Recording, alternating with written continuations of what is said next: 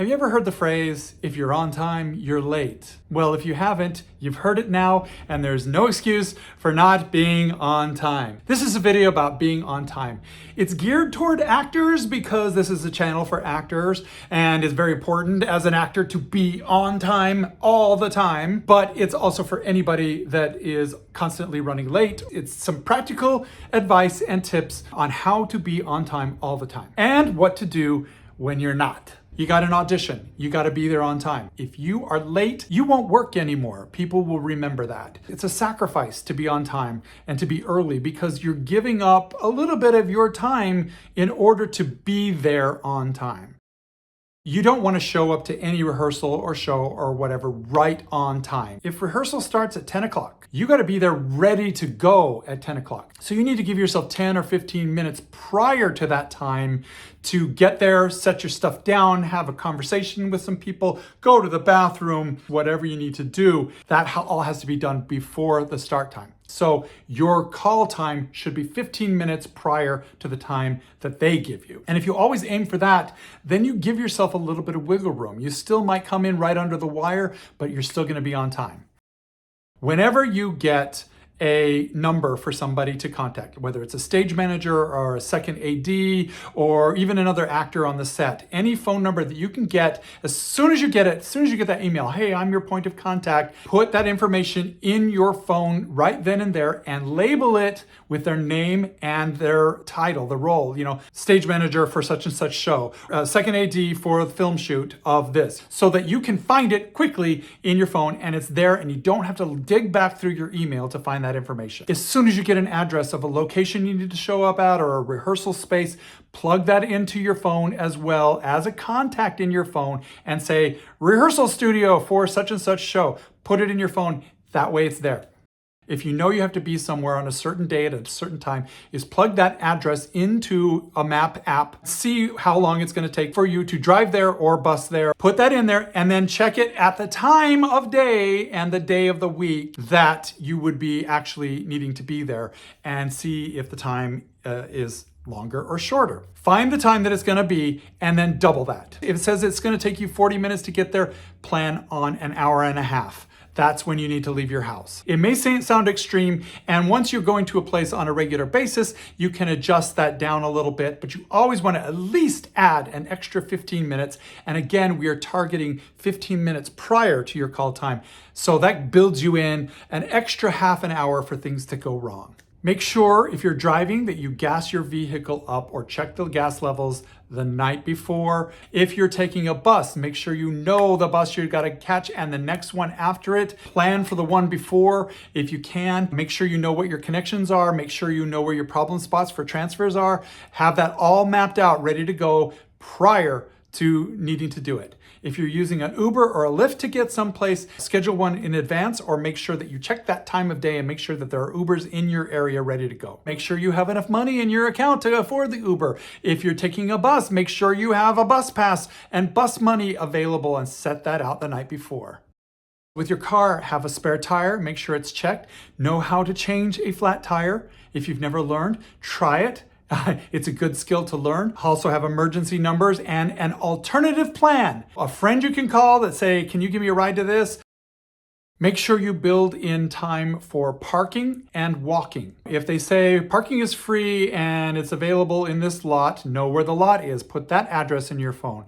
And also just know about how long it's going to take to walk from that parking lot to the actual shoot. If it seems like it's going to be crowded or you're going to have to find street parking or pay for parking, make sure you have the money. Make sure you build in an extra 10, 15, 20 minutes to find parking. Make sure that you are paid up on all your parking app things and can actually pay for the parking. Think ahead. If you have a morning call, pack your stuff the night before. Put out the clothes that you're going to wear, lay them out, have them all ready to go so that if you sleep through your alarm and you're running late, you can jump up. You don't have to make any decisions. You got your clothes ready to go.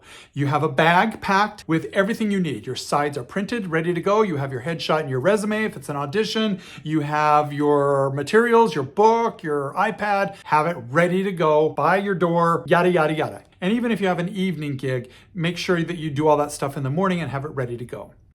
Have a plan for food, especially if it's a morning thing. You're gonna want to be able to eat before you get on set. Have a snack ready, set out.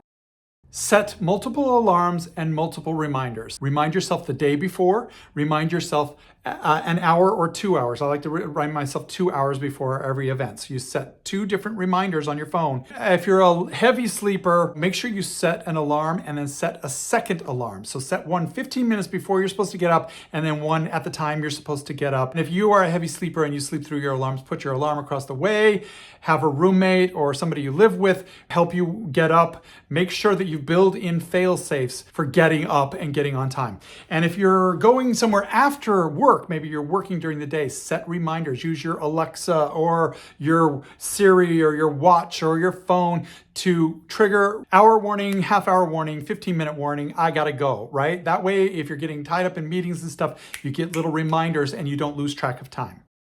Have a backup plan for if you're running late. The most important thing is communication. Remember those numbers that you programmed in your phone as soon as you got them? You call them at the first sign that you might be late and say, hey, I'm stuck in some unexpected traffic. My map says I'll be there in 30 minutes. And let them know, like, this is what I'm facing.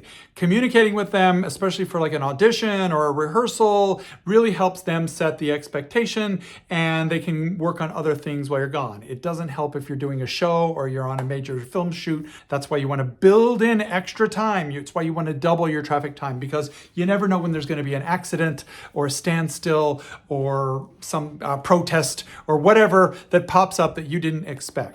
What happens if, say, you do an evening rehearsal on a regular basis and you're coming from work, your work ends at 5 and rehearsal starts at 6, and you know that it takes you an hour and a half to get from point A to point B, and you're consistently late? Well, what you need to do then is talk to the people that are running your rehearsals and say, hey, I can be there consistently by 6:30. So can we just make it a thing that I will get here as close to 6 as possible, but my call time should always be 6:30. You can always ask. They may not accommodate it. It may be a big pain for them, but letting them know that this is going to be a consistent problem because of your work, because of where you live or traffic in general. It's a hardship that you're going to keep facing. So it's better to set the expectation that you're going to be late on a regular basis and get permission to do that, rather than always be late and having to make up excuses. You want to kind of consider those things before you accept a gig, because if you are going to be past curtain time for a show, then that's just not doable. They're not going to give you permission to do that. But you might be able to show up. If your call time is half hour before the show, you might be able to show up 15 minutes before the show without panicking the stage manager. So what do you do if you're early? You put all this extra time in and you're early, or you're just waiting around. Well, that's up to you to fill the time with. Keeping yourself busy is part of the job of an actor. Keeping yourself busy when your time is not being used, which is often on a set or at a rehearsal or whatnot. You always have to be there, rush to get there on time, and then they might not use you for 2 or 3 hours, as sometimes is the case. You have to then be able to handle yourself during that waiting time. Bring a book, bring something you're working on, cross-stitch. I don't like it when theater companies abuse a person's time by calling them in when they're not needed and whatnot. And I certainly don't like waiting around on a film set all day long. You've got up early and you're there at 7 in the morning and they don't see you till noon or 1. It can be frustrating, but it is part of the job of an actor. So it's your job to occupy your own time. So that's it, kiddo. You've been warned. Now you know how to be on time. There's no excuses anymore, right? I'd like to thank my Patreon sponsors. I'd like to thank you for tuning in, and I will see you in the next one. Thank you. Bye.